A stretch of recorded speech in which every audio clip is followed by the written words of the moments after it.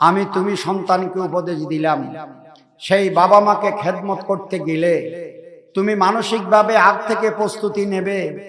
আমি তোমাকে বলে দিলাম, সেখানে ঢুকা মাত্র তোমার বিরক্তি আসবে, কিন্তু আমি আল্লাহর দিকে তাকিয়ে তুমি বিরক্তির কোনো ভাব প্রকাশ করবা না, ধৈর্য ধরে খেদমতটা করে নেবে। আল্লাহ।